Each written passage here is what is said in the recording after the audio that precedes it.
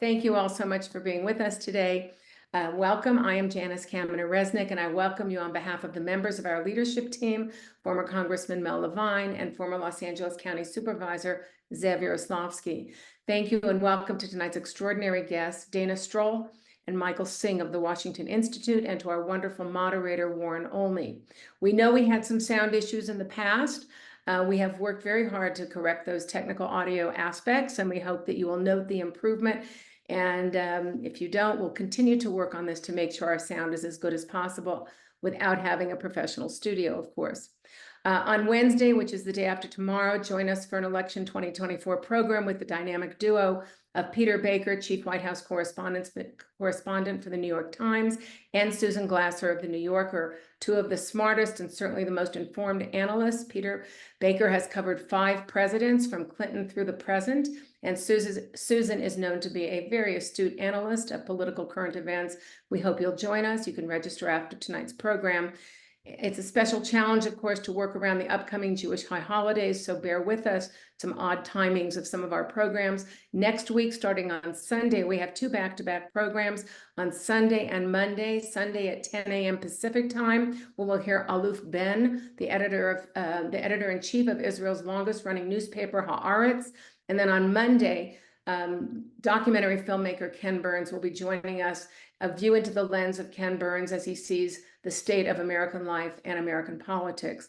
Both should be outstanding programs, up to our usual outstanding standards. So please join us, register tonight. Now to introduce and engage our guests tonight, please welcome Warren Olney, a longtime and highly decorated broadcast journalist and a great friend of America at Crossroads. Warren, it's your program. Janice, thank you so very much for that introduction. This is the 18th Israel in Crisis briefing, and we certainly chose it in a timely way.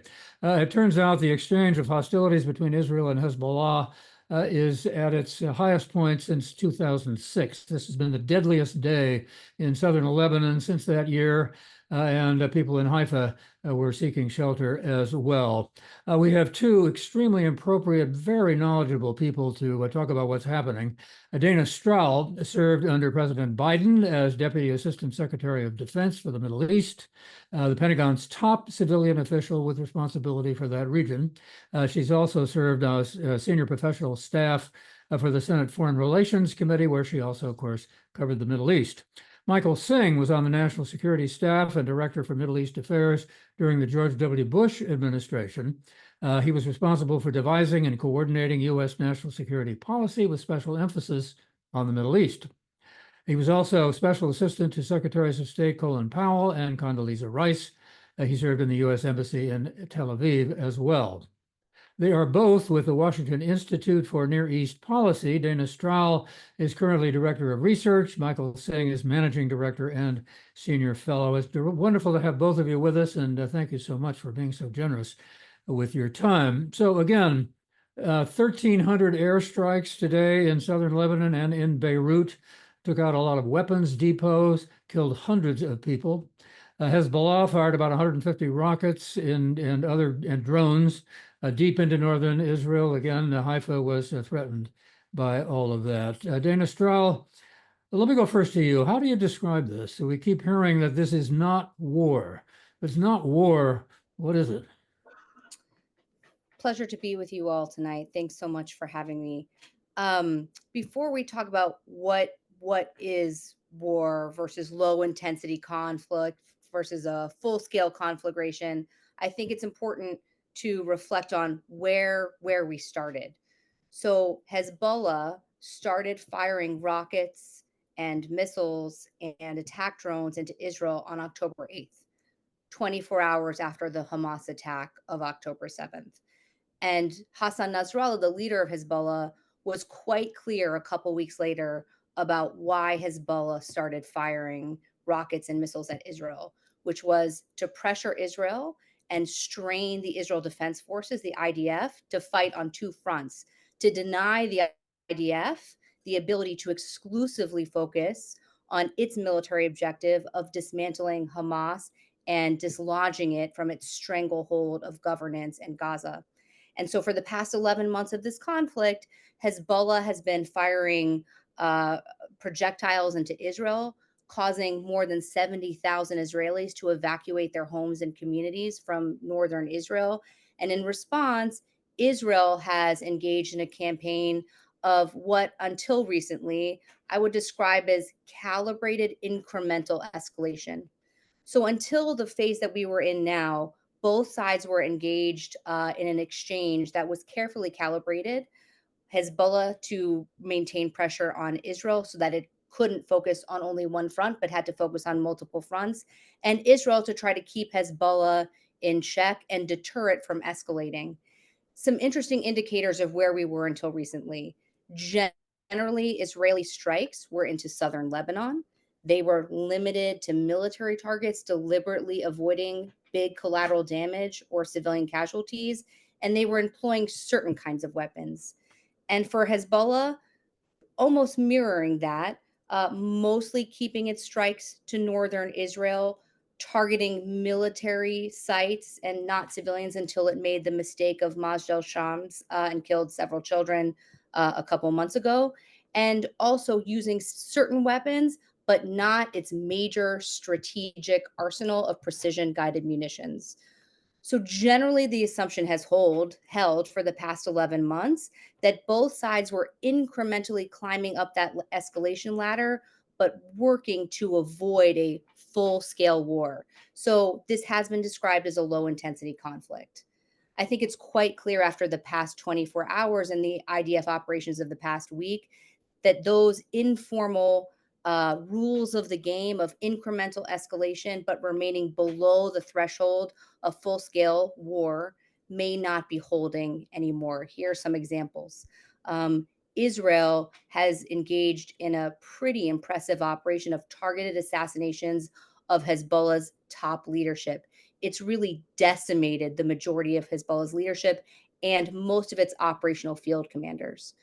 We've seen Israel recently move from targeting mostly southern Lebanon to more of Hezbollah's arsenal, which it hides within civilian areas. So think about Gaza, where the IDF have been forced to reckon with civilian casualties and collateral damage because Hamas hides its weapons and its fighters within civilian structures. Hamas learned that from Hezbollah. And so now Israel faces a very similar challenge in Lebanon of having risk tolerance for civilian casualties, calling on civilians to leave areas where they believe Hezbollah's weapons are, because it is now going likely to try to get at that precision guided munitions arsenal. And for Hezbollah's part, what we've seen in the past 24 hours, as Warren said in his introduction, is moving beyond northern Israel. So Haifa, broadening the geographic scope of the attacks, is an escalation. Now, for the Israeli perspective, what they are trying to do is signal to Hezbollah, we have you in a hurt locker. If you keep going, you are going to lose the rest of your leadership, and we are going to put your strategic weapons at risk. You have a choice, and that choice is to stand down and engage in diplomacy and dialogue to de-escalate. The challenge for Hezbollah is that Nasrallah has tied his organization's campaign to a ceasefire in Gaza. And that looks more and more unlikely in recent weeks. And so the question is, how does this end? Right now, it looks like a new phase of this conflict. And again, those assumptions that Israel and Hezbollah were working to avoid crossing that threshold into full-scale war has changed. Full-scale war means major Israeli air operations much further north than southern Lebanon, targeting sites that risk civilian casualties, massive collateral damage. And for Hezbollah's part, it could also seek to expand by targeting areas beyond military sites with civilian implications in Israel. And that dance, that violent choreography of escalation that risks really crossing that threshold, is the moment of peril that we find ourselves in now. So, Michael Singh, is this something that the Biden administration has tried very hard to avoid? Can this be seen as a failure of the Biden administration in any way? Well, that sounds like a leading question, Warren. But so let me say that I'm very pleased to be with everybody. It's such an impressive turnout for this call. And it's great to be with Dana. And I have to, by definition, I agree with everything Dana says because she sits 2 offices down from me at the Washington Institute. Is it a failure for the Biden administration? Look, most of foreign policy is reactive, and the Biden administration is reacting to a very fast-moving, very dangerous, very chaotic situation in the region. And I think what we can say about the Biden administration so far is that, they haven't achieved some of the goals they've set out. They haven't achieved a ceasefire in Gaza. They haven't achieved the deal between Hezbollah and Israel. They have, however, succeeded so far, and I think they're probably very worried about this right now, whether it'll be sustained, avoiding that regional war that President Biden has continually said he doesn't want. They have been quite supportive of Israel. I think President Biden can claim that he has been just about as pro-Israel as any American president would be. And I say that as someone who served in a Republican administration. It's not a political comment. I think it reflects what President Biden feels. I will say, though, that to go back to the question that Dana was addressing, I think the real question on the Biden administration's mind right now will be, what is Israel's objective? We like to talk about, is this a war? Is this not a war? Is this, a low intensity conflict? To me, that risks obscuring the real issue. The real issue is, look, if you have an objective, then you decide how you can best achieve it. What strategy, what tools you have to put together to achieve that objective. I think that the Biden administration will be asking itself right now and be more pointedly asking Israel, what is the objective? If the objective is to get Hezbollah fighters out of southern Lebanon, if the objective is to allow Israeli civilians to return to their home, maybe this will work. We'll see. It's definitely going to put pressure on Hezbollah and maybe make them think twice about whether they want to continue what they're doing. However, I think that, a point that I actually heard Dana make earlier today on CNN that I thought was quite apt was ultimately returning civilians to their homes, that feeling of security. Am I safe in my home? Am I safe in my community?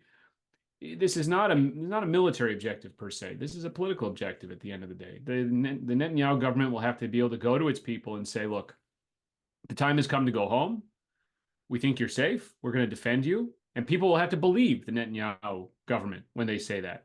And that's a very political question. The fact is that those people in northern communities have been living under the shadow of Hezbollah for a very long time. And Israel has protected them through deterrence, largely. I think Israel is now struggling to reestablish that deterrence, is struggling to find a new formula, maybe has lost faith in deterrence. And so I think the question here is, will there be some new formula that works? We've also heard, though, Prime Minister Netanyahu say he wants to eliminate Hezbollah. That's a much bigger goal, a much more ambitious goal. And I think that hearing that kind of ambition from Prime Minister Netanyahu will probably trigger a lot of skepticism in the Biden administration and bring back some bad memories of past wars that Israel has fought in Lebanon that haven't been successful. Because removing Hezbollah is also, in a sense, not a military objective. You can kill a lot of Hezbollah fighters, and Israel has done that. But to really address the problem of Hezbollah, you would need something to fill the vacuum that Hezbollah occupies in Lebanon. And there really is no prospect for that right now. The Biden administration, I think, has responded to this conflict between Israel and Hezbollah with diplomacy. And as Dana mentioned, that diplomacy has really hinged to some extent, not by the Biden administration's choosing, but by Hezbollah's own declaration on the idea of getting a ceasefire in Gaza. Both the ceasefire deal in Gaza and the deal between Israel and Hezbollah, they've proven elusive. And I think we've seen the Biden administration try and try again to, push a deal over the line. And I think it's time for them to stop and ask themselves whether they're really approaching this with the right strategy. Between Hamas and Israel, does the U.S. need to be the mediator? Or should the U.S. be trying to do what it can to stand behind Israel to enhance the threat that Hamas feels? To maybe sort of increase the incentive that Hamas has to come to a ceasefire deal, rather than standing between the two. Because there's no doubt that for Yahya Sinwar and Hamas, one of the things they're hoping to achieve is Israel's isolation. Israel's isolation, not just from the world, but from the United States, its chief patron. Because without the U.S. support, Israel suddenly looks much more vulnerable. Well, if you can hold out on a diplomatic deal, if you can drag things out and exacerbate the rifts between the U.S. and Israel, you've made a strategic gain. For Hezbollah and Israel, look, the Biden administration again has pursued a diplomatic deal, and they've had this notion of, well, let's demarcate the border. It's naive in my view, because it assumes that what Hezbollah is really looking for is some kind of, sort of resolution to these minor territorial squabbles that it has frankly fabricated with Israel. It's not looking for that. Those squabbles, those disputes are a pretext for Hezbollah to maintain its arms inside Lebanon, outside the authority of the state. It's not going to agree to a border resolution. I think the Biden administration does need to sort of ask itself, is this mediation role between our closest ally in the region and terrorist groups really the right role for the United States? Or is it not? My own view, it's not. We can leave the mediation to others, and our role should be to support Israel, to back Israel, and to lend our might to their effort to deter. Dana Stroul, back to you. What about what we're hearing, and what does it have to do with the other entities that are involved, such as the deal between Saudi Arabia and Israel that was underway before all of this really became so exaggerated? And what about the possibility if, in fact, the Hezbollah its leadership is decimated and it's in trouble? What about Iran? So several months ago, when the Biden administration was signaling more optimistically that a Gaza ceasefire was possible, they had a theory of the case for their regional play. First was getting to a ceasefire agreement where the hostages held by Hamas were freed. There would be a ceasefire. Humanitarian aid would flood into Gaza. And then there would be work on the next phase in Gaza, which is recovery and stabilization. And then there were other lines of elements in this big regional play. One was de-escalation along the lines of the diplomatic framework that gaining a commitment from Hezbollah to move its elite forces north of the Litani River in southern Lebanon, which means out of range of using their missile arsenal to attack Israel. Then United Nations and Lebanese national forces would flow into southern Lebanon as a confidence building measure. And then those unresolved border points would be negotiated that Mike talked about between Israel and Lebanon. That's number 2 after Gaza.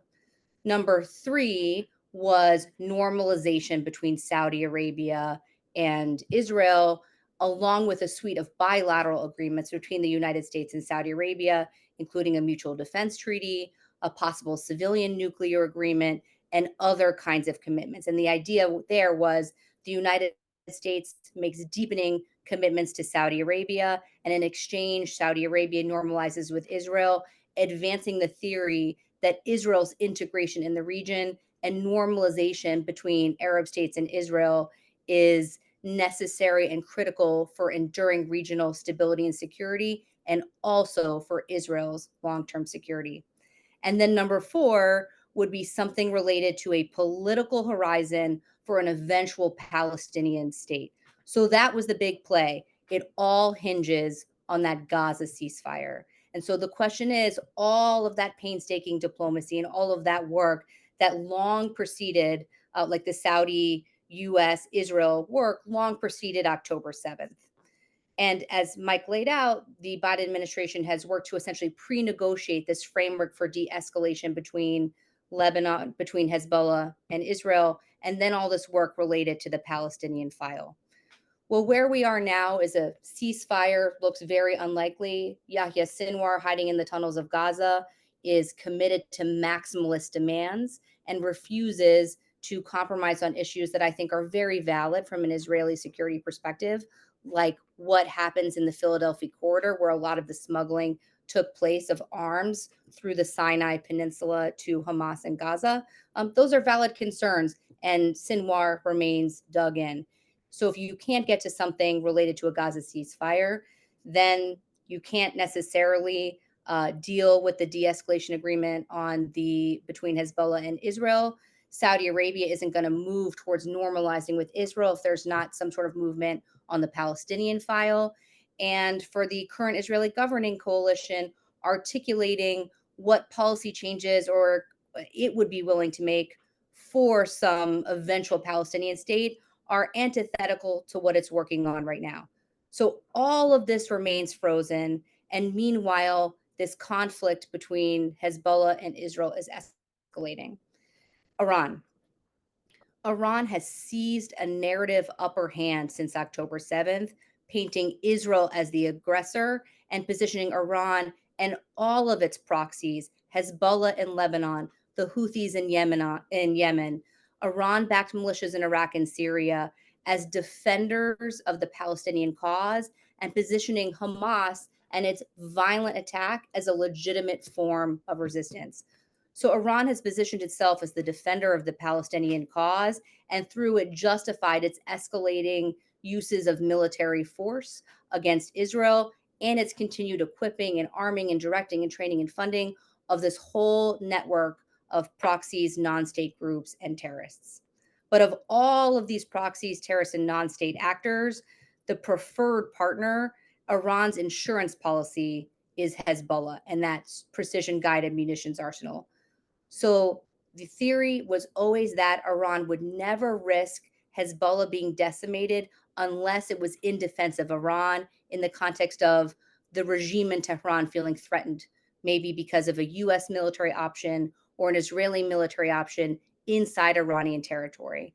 So as the leaders of Tehran look at the current phase of escalation, they look at clearly a change of signaling, rhetoric, messaging, weapons employed, geographic depth, and willingness to tolerate civilian casualties and collateral damage that we're seeing from Israel. And they look at the unbelievable success of some of these Israeli operations, like the pager operation and then the walkie-talkie operation, these high-level targeted assassinations of Hezbollah operational leadership. They look at all of that, and I think a real question for the leader sitting in Tehran right now is Hezbollah's collapse a real risk at this point in time? And if so, are we going to step in to try to save Hezbollah? And if Iran makes that decision, it seems to me very difficult to envision the Biden administration not stepping in to prevent a full-scale regional conflagration. And those are the indicators that people here in Washington, our military leadership at U.S. Central Command in Tampa are looking for in the next 24 to 48 hours. Is this going to escalate up? Are the Iranians going to step in? And is the U.S. military postured to support Israel's defense? And what more, frankly, diplomatic spaghetti can they throw at the wall to try to de-escalate this situation? Michael, saying the U.S. has something like 40,000 troops in that area, and it said today that it's going to be increased to some extent. How does that relate to what we're just hearing from Dana? Well, Dana was just Deputy Assistant Secretary of Defense for the Middle East at the Pentagon, so she's really the expert on this. Look, I'll say that I think the presence of those U.S. forces, and especially the additional forces that the Biden administration has sent, aircraft carriers, fighter jets, and so forth. I mean, this is a very serious American force, which is now sort of interpositioned in the Middle East. I think that makes a difference to the calculations of Iran, especially, of Hezbollah.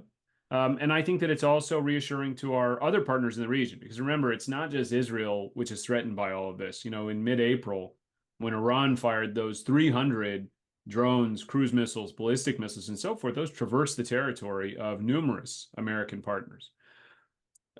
So I think it makes a difference. I think Iran will have to think twice if it wanted to come to the defense of Hezbollah, because Dana's right. Iran can't afford to lose Hezbollah, but Iran also can't afford to get into a war with the United States. Not right now. It doesn't have the strength to win that war. Hezbollah has to think twice about launching a massive salvo at Israel, because maybe Hezbollah's theory would be, well, launch enough missiles, you saturate Israel's air defenses, Iron Dome can only go so far, David's Sling can only go so far. But when you have the American military there, the second strike will come, whether or not you saturate those missile defenses. So I think it's important that those troops are there. God forbid we should have to use those troops. Of course, we hope not to. We hope that their mere presence will prevent or deter a conflict. But it's very important the Biden administration does this. And I think it's also very important that we see that we can actually nimbly insert forces and then withdraw forces and still defend this region while maintaining our prioritization of, say, the Indo-Pacific or the war that's taking place in Europe, that these aren't sort of zero-sum trade-offs. To what extent do you think Israel particularly, but the other countries as well, are paying attention to the American political election, the presidential election, and what differences would we expect from one or the other of the candidates involved? I think that everyone is paying heavy attention to the U.S. elections. Let's put it that way. It always astounds me, actually, when I go overseas. It's not just they're paying attention to our elections; they pay attention to every twist and turn in American politics. I mean, they know all about everything that's happened with Biden and Trump and Harris and so forth. So yeah, I mean, people pay attention to this because, look, we're the elephant in the room. I always tell audiences that one thing you can't forget is that the fundamental reality of foreign policy is different for the United States than for everybody else, because for everybody else in the world, the first question is, what will the United States do? For us, it's the first question too, but in a different way, because we've got to decide, right? But we're an exogenous factor for them. And so we really are the elephant in the room. And what we do, what we choose to do, makes an enormous difference to the calculations of friends and foes alike. And it's important not to lose sight of that. It's also important not to lose sight of the fact that we just experience reality, foreign policy reality, in a fundamentally different way than the rest of the world. Trump or Harris, how will they be different? Look, I don't know is the answer. I think that when it comes to defending Israel, when it comes to wanting to deter Iran, wanting to stand up to Iran, wanting to stop Iran from getting a nuclear weapon, even when it comes to that suite of actions that Dana was talking about, this mega deal with Saudi Arabia and the choreography involved, I think there's not a whole lot of difference, actually. And we should be happy about that. We have our objectives in the Middle East. We have our friends. We have our adversaries. And that's not a matter of partisan politics. Now, are there going to be some differences? For sure. But I think the big objectives, the big concerns, the threats, the view of interests, it's the same. My worry actually is not about one or the other as much as it is about both. And the reason I say that is, look, I mean, it's no secret that Americans, one thing you can get applause on from an audience of randomly selected Americans is, let's do less in the Middle East. Why are we still getting sucked into the Middle East? We should focus elsewhere, or we should focus on our own affairs and so forth. People are sick of the Middle East. People are sick of wars in the Middle East. And increasingly, you see this, I wouldn't call it necessarily isolationism, that's probably too strong a word, but a strong tendency towards retrenchment in American foreign policy ideology, if not in fact, if not in reality in the world. And I think everybody who is concerned about Israel needs to remember this. Look, we give Israel a lot. We give Israel funding. We give Israel equipment. Israel can actually do without both of these things. They've proven that in the past. They don't want that reality. They don't want to have to do without American support in that regard, but they'll survive. Israel's a rich and ingenious country. Israel needs one more thing from us, and that's American leadership in the rest of the region. That they can't do without, and for that they have no substitute. So Israel can't organize, the world to put pressure on Iran. Israel can't organize an intervention to defeat ISIS in Syria and Iraq, something Dana was very involved in at the Pentagon. Israel can't do anything to keep President Erdogan in Turkey on side when he's kind of drifting off in an eccentric direction. They need the United States to do that. And so if you believe in supporting Israel, which I think most Americans do, well, then I think, well, frankly, by extension, you have to believe in American leadership in the Middle East, because that's what they need. So I'm concerned that we're seeing too many responses from candidates these days of both parties where they say, look, yes, of course I support Israel, but that's all I want to do in the Middle East. I don't want to do anything else in the Middle East. And that's not a coherent policy. Dana Stroul, do you see differences between the two? It's often said that Prime Minister Netanyahu would like to see Donald Trump win. The Prime Minister is going to be in New York at the UN Security Council meeting or General Assembly meeting later this week. What do you expect? I think what Prime Minister Netanyahu is likely to do at the United Nations this week is make a play for a revitalized diplomatic framework to de-escalate. So what he's going to do is make the case that Israel did not ask for any of these wars, that Israel has a right to exist as a secure Jewish democratic state. They did not invite the Hamas October 7th attack. They did not attack Hezbollah in Lebanon first. And they are now dealing with tens of thousands of Israeli civilians still displaced from southern Israel, the Gaza envelope, after the Hamas attack, and more than 70,000 Israelis from their northern communities. This is an intolerable, unacceptable situation, and Israel has a right to defend itself from this kind of terror. And then he's going to say that Israel is willing and prepared to accept a ceasefire that addresses its security needs and also releases the hostages. And it's Sinwar that's resistant to agreeing to that ceasefire. And it's Nasrallah in Lebanon who is resistant to delinking his focus on Hamas and Gaza from the necessary de-escalation that should take place in Israel's northern border. And it's Iran that's the center of gravity for this destabilizing activity, this axis of resistance that is pressuring Israel on 7 fronts. So I think he's going to make a case that Israel has no option but to defend itself, that it has tried to use calculated force for some period of time, but the situation is untenable. But of course, diplomacy and de-escalation is the preferred path here. And it's Hezbollah that's the bad actor and the spoiler, and the same for Hamas. Just a few comments from the earlier point about how the region might look at Trump versus Harris. First of all, there are, I think, as I agree with Mike completely, the region really follows political debates, and they really read and parse the different statements and the readouts, not only from our executive branch leaders, but also from members of Congress. And what we've actually seen over the past several months is some members of Congress express unequivocal support for Israel's right to defend itself, and others to say, yes, I support Israel's self-defense, but I'm really uncomfortable with the level of civilian casualties in Gaza, or I'm concerned that U.S. origin equipment, military equipment that we've given to Israel is being used in inappropriate ways or ways that have committed human rights atrocities or violated the law of armed conflict. So yes, I support Israel, but I don't support unconditional military assistance, or I don't support military aid, or I think that Israel's the one resistant to the ceasefire agreement and more pressure and more leverage needs to be applied on Israel. So here, I think there is a chorus of people who see that as a subtle or nuanced argument. Yes, I support Israel's right to defend itself, but I don't like A, B, and C, and I think we should apply leverage to Israel. The challenge is there is no kind of leverage like this to apply to Hamas or Hezbollah because Iran is all in, and the region doesn't do subtlety. It's zero sum game. So they look at our political discourse and they say, there's daylight between Jerusalem and Washington. There's a political wedge, and America is backing away from Israel. There's daylight.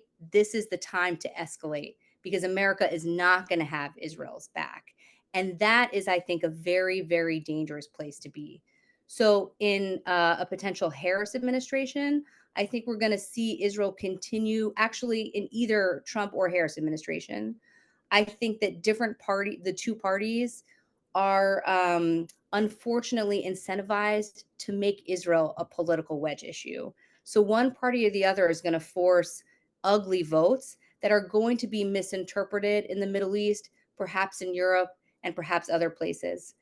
And I also think if we go back to some of the Trump record, he actually multiple times tried to diminish U.S. boots on the ground in the Middle East. And he chose multiple times to not use military force in defense of our partners, especially our Arab partners in the Middle East. So I do think there's a view among some that they would prefer a Trump administration. But if they revisit the record, neither the Democratic Party nor the Republican Party nor a second Trump term or a first Harris term is really going to be interested in deepening U.S. military commitments in the Middle East, which is what Mike was talking about, this trend of retrenchment and isolationism and recalibrating exactly what kind of material commitments in lives, in our active duty forces and our resources should really be put in the Middle East as opposed to other areas like the Indo-Pacific. I think it's time to give our viewers an opportunity to ask some questions, and some of the questions up here are pretty interesting. And so, let me ask you to respond to them, if you will, and try to be as brief as you can, so we can get as many as possible on the air. Steve has this. He says the speaker talks about low intensity conflict. Has Israel's wartime leadership given up on trying to eliminate Iran's surrogates in a great final solution? Michael, why don't you take that first? Well, it may be actually be a more appropriate question for Dana, but have they I'll tried give her a to, chance too. yeah, have they tried to give up on eliminating their adversaries?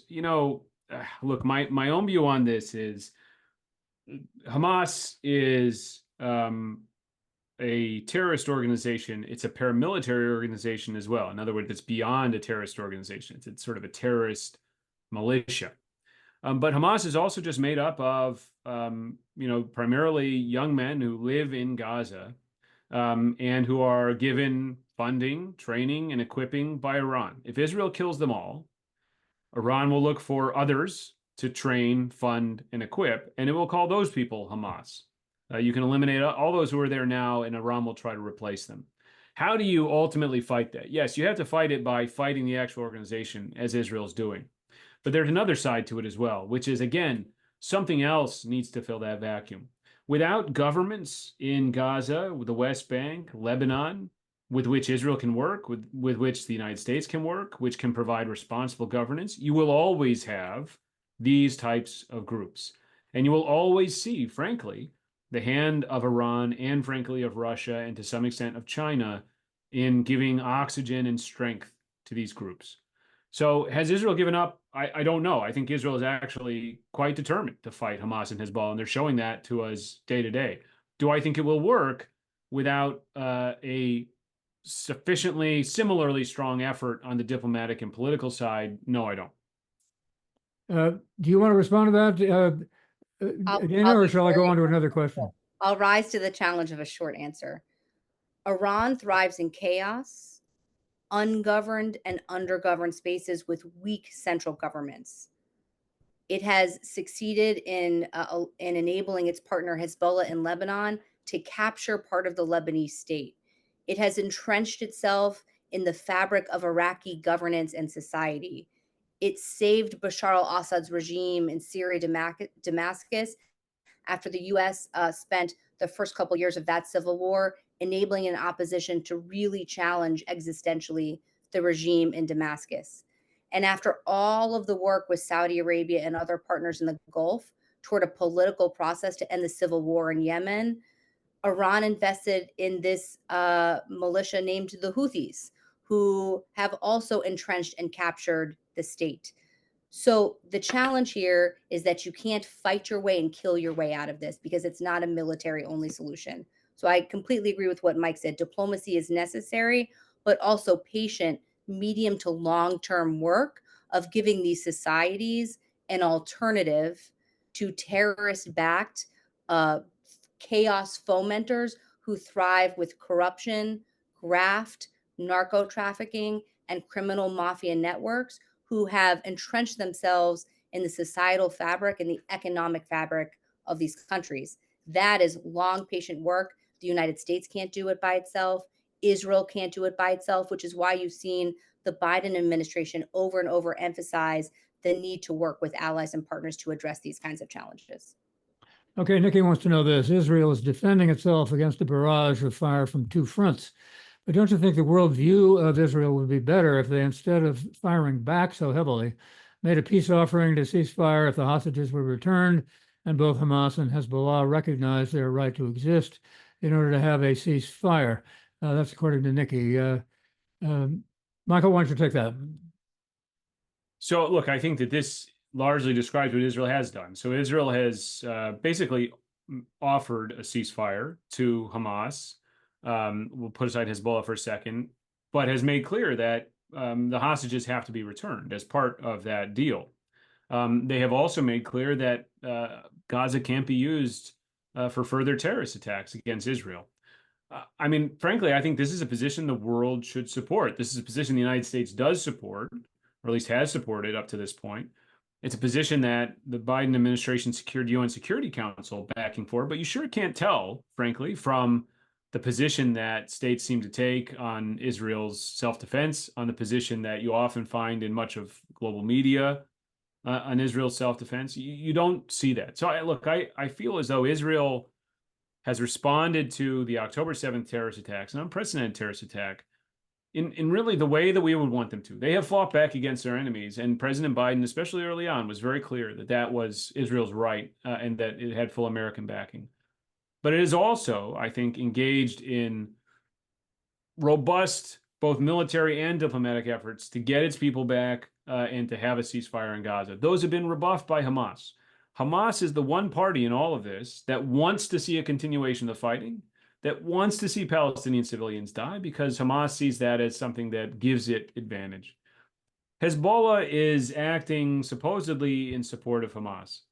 Hezbollah frankly, has put itself in a very difficult place because it has said, we're not going to stop firing on Israel until there's a ceasefire in Gaza. So it's handed over the interests of its own organization and the people of Lebanon also to Yahya Sinwar. And why would he want Hezbollah to stop firing on Israel? Why would he want that fighting to end? He wouldn't.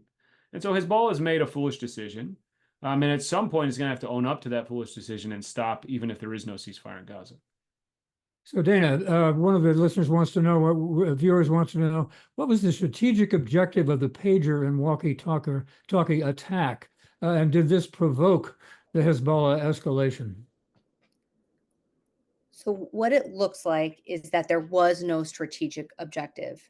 Speaking from a U.S. military perspective, that kind of operation is something you would do before a really significant military operation. So you would want to collapse the secure communication and the ability of your enemy or your adversary to communicate and work together before you try to deal that really significant once in a generation blow. What it looks like happened here is that the Israeli security establishment became aware that certain actors in Hezbollah were suspicious that there was something compromised about their pagers. And Hezbollah, over the past years, has switched from cell phones to these lower tech devices, pagers and walkie-talkies, because of their concerns that the Israelis had penetrated their secure communication systems. So what it looks like happened is that Israel found itself in a use or lose moment and decided to go for it. And we can tell that they hadn't actually planned for exactly what happened next, because if it was the US military and you do this kind of operation, the next thing you do is really significant work to take out the leadership structure, to take out the weapons, to take out the strategic arsenal. And it was clearly taking Israel some time, even though they've now moved ahead, to do some of that work. I will say on this, there have been some comments from different people that this operation violated the law of armed conflict and put civilians at risk. Here's the thing about this. Hezbollah only gave these pagers and these walkie-talkies to their high-level operational leaders. And it's Hezbollah who's enmeshed itself in the civilian fabric of Lebanon. So a lot of the videos were Hezbollah guys food shopping when the pager exploded, or in civilian offices when the pagers exploded. This is really, really unfortunate. But Hezbollah's base of support within Lebanon was already weakening. And it's clear, I think, that much of Lebanese society actually wants Hezbollah to stand down and does not want this war. So I don't think there was an original strategic purpose, but now there is a strategic opportunity to put such pressure on Gaza that, as Mike said, Nasrallah is forced to change his linkage of his campaign in Lebanon that he has tied to Sinwar's decision-making in Gaza, break that linkage and de-escalate. And we'll see if that's the case. Here's a question from Phil of Flagstaff, Arizona. Dana used the term the U.S. stepping in. which sounded like the use of U.S. military. And Mike also commented on the 40,000 U.S. troops that are there. Are they then suggesting that they both feel there's a possibility or even a likelihood of the U.S. military being involved? And if so, how and why? Mike? There is absolutely a possibility of the U.S. military being involved. I mean, if you send American forces to the region, if you send these aircraft carriers, the jets, and obviously we have quite a few boots on the ground, as it were, if not directly in the arena of fighting, you have to do so fully cognizant that you might need to use them. You can't send them sort of thinking, oh gosh, this is just a signal, this is just a message, I'm not going to ever have to use these.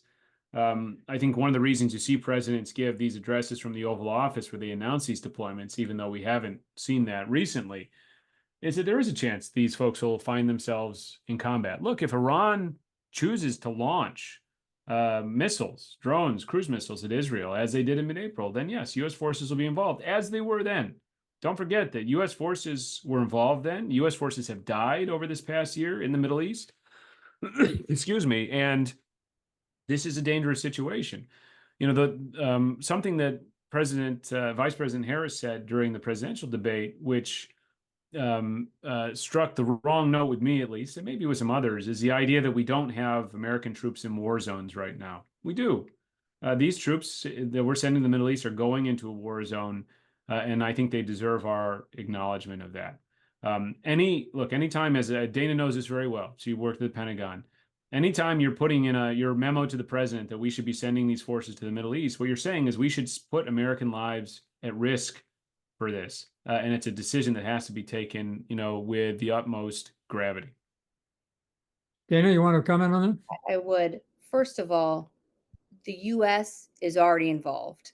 So if we revisit the post-October 7th environment, there were actually, let's call it 4 conflicts all happening at the same time.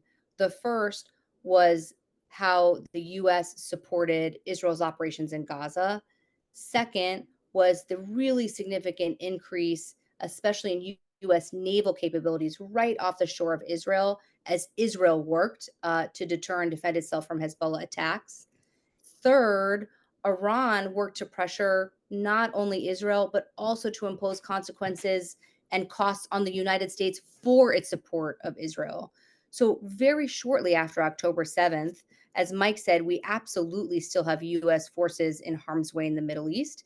There's about 2,500 young active duty members of our military in Iraq still supporting the Defeat ISIS campaign, if you all remember that.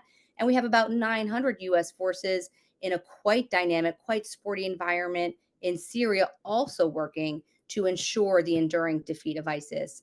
And those forces are there as part of a global coalition.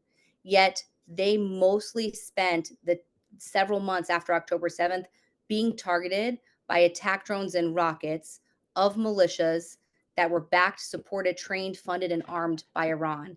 And of course, that culminated in 3 U.S. soldiers based in Jordan who were supporting these operations killed in January. And the United States, President Biden has actually authorized a series of U.S. unilateral military strikes against these militia groups, their facilities, their personnel, their leaderships in Iraq and Syria. And then we need to remember the Red Sea and Houthi aggression, where the Houthis have said, in defense of Palestinians and in defense of what's happening in Gaza, and we won't stop until there's a ceasefire in Gaza, we're going to try to shut down Red Sea traffic in one of the most vital strategic choke points of the maritime domain, which is the Red Sea. They're using attack drones, they're using anti-ship ballistic missiles, and the United States and the Pentagon has actually totally changed its plans for how it puts aircraft carriers around the world globally, and kept an aircraft carrier right in the Red Sea area, supporting multilateral strikes to degrade Houthi capabilities and try to defend this core principle of freedom of navigation. So number one, the U.S. already has skin in the game. The U.S. has already stepped in. And number two, I agree with Mike. If this escalates and if Iran enters on behalf of Hezbollah, absolutely the United States is going to get involved. But there's a sliding scale of what involvement looks like. It doesn't necessarily mean more U.S. boots on the ground. It could be more air power in the region. It could be supporting Israel's defense from all of the missiles that are going to rain down on Israel from Hezbollah, from Iran, and from other places, which can be done via U.S. Navy ships offshore. There are a variety of ways in which the United States might have to support Israel's defense, but also support our own forces who could be at increased risk across the region if this whole thing spirals and escalates further. A couple of people have asked about Prime Minister Netanyahu. Here's Rachel saying, she first of all says she appreciates both of you being here, but then says, what about the vacuum that Hezbollah would leave in Lebanon? I've heard that Lebanese feel Hezbollah has taken over the country politically and militarily, and many Lebanese want Hezbollah out. That's not the question I thought I was going to read, but it's a good question. So, Michael, go ahead. What do you say to that one? Well, I think many Lebanese do want Hezbollah out. And, I would point anyone who's interested in this particular topic to one of our colleagues, Haneen Gadar, who herself is a Lebanese Shia former journalist, now one of our fellows at the Washington Institute. She and her and others like her are very brave because, many people want Hezbollah out, but are afraid to speak up because, look, for all we talk about the civilian casualties of things like the pager attack and walkie-talkie attacks, which, as far as I can tell, were quite minimal, Hezbollah itself has, shown no compunction about murdering Lebanese civilians who disagree with them, including prominent politicians. A lot of Lebanese would like to see Hezbollah gone. Eliminating Hezbollah wouldn't create a vacuum. Hezbollah exists and thrives because of a vacuum that already exists. That's the problem. And look, American foreign policy has, from time to time, tried to address that question. In the 2000s, when I was serving the White House, we had a very robust policy of trying to support a non-Hezbollah, responsible Lebanese government. Unfortunately, I would say, A, that didn't work. B, our attention and our effort on that side of things, because it's so much harder than fighting the bad guys, is boosting the good guys and trying to create an alternative. That's been very sporadic, that effort. And I think that without consistent attention and work, it's not going to happen. Obviously, it has to come from within Lebanon itself. But those Lebanese who are not Hezbollah really deserve support from the United States and the international community. Here's a question about the Prime Minister. Wondering if you agree with many Israelis and others that Netanyahu wants to continue this war for his own political purposes, and if so, what should the U.S. do about that? Dana? Well, I know better than to inject my own opinions about another democracy, but let me just share a few observations. Part of the challenge of Israeli political decision making right now is that Prime Minister Netanyahu has been able to put together a governing coalition in order to maintain power as the prime minister by aligning his party, the Likud party, with some very, very far right politicians that in almost any other scenario had been designated as terrorists and were never given any breathing space in the Israeli political spectrum. So, of course, I'm talking about Gvir and Bezalel Smotrich. These are members of the most far right members of the governing coalition of Prime Minister Netanyahu, who have said that they will collapse his coalition and withdraw if he makes an agreement on a ceasefire that also ends the war in Gaza. And these are the same politicians that have talked about annexing the West Bank, have put themselves in a position of defending violence by Jewish Israelis against Palestinians in the West Bank, who have put in place economic policies that risk collapse of the West Bank. From an American perspective, the last thing Israel needs is another crisis on its eastern border right now. It would be more costly and more resource intensive for Israel if it had no partner like the Palestinian Authority to even nominally partner with to exert some control and some governance over the West Bank. And on the Gaza side, these are the politicians within the governing coalition who refuse to acknowledge any semblance of civilian Palestinian leadership that would be necessary to provide, as Mike said, an alternative to Hamas. And so, given the dynamics within his governing coalition, it has constrained the maneuvering space of Netanyahu to engage in the kind of bold compromises and vision that the current administration has pushed him on.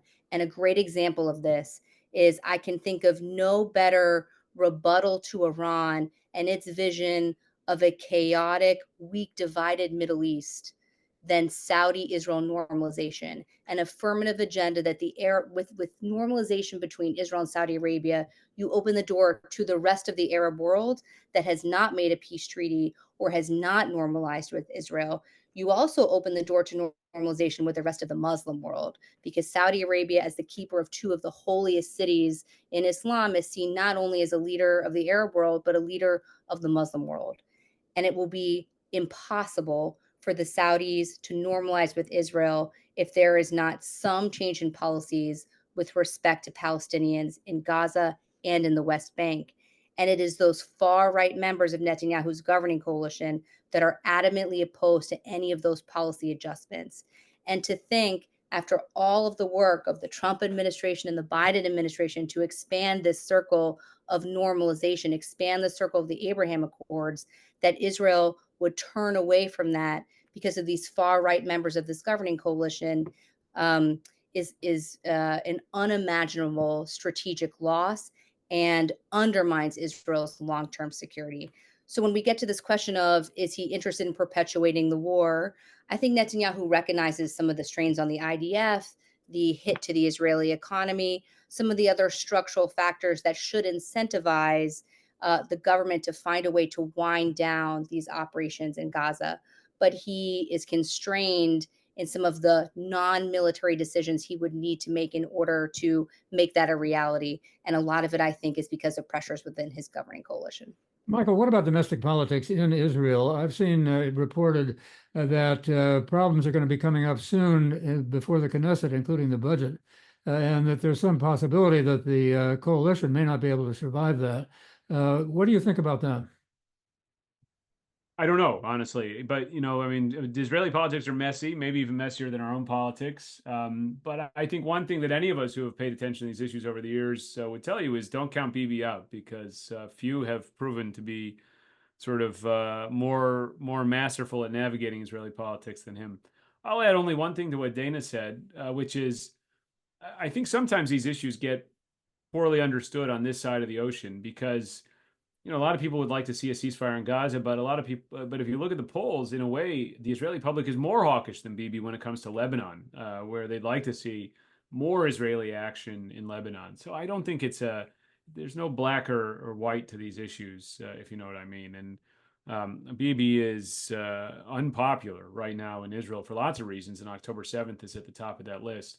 But I don't think it's fair to say he's a warmonger, or that he's, cynically sort of perpetuating wars for political reasons. But we'll see what happens with his politics.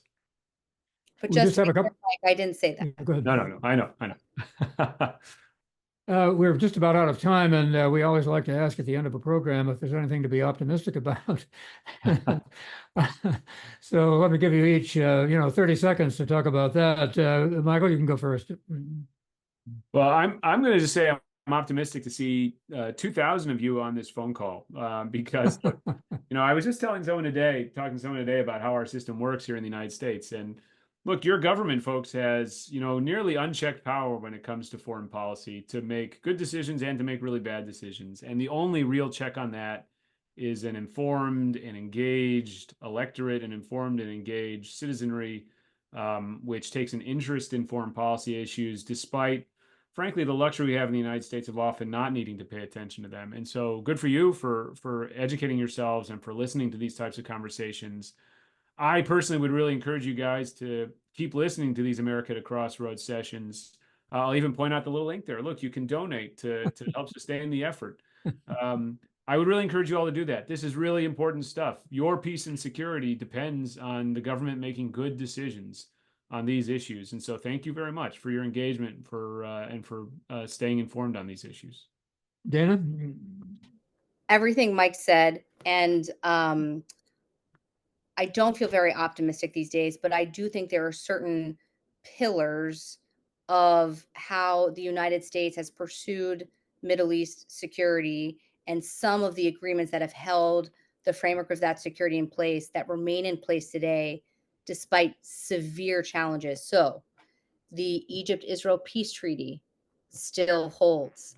The Jordan-Israel peace treaty still holds. No country that committed to an Abraham Accords agreement with Israel, the United Arab Emirates, Bahrain, Morocco, nobody has pulled out. And even though the circle is not widening since October 7th, it also hasn't narrowed. We have leaders who continue to say we need the United States actively engaged in the Middle East. So Mike talked about this question of should the United States be placing itself in the middle of this mediation and this diplomacy? I think if you go around the region, everyone would agree that the United States must be at the table.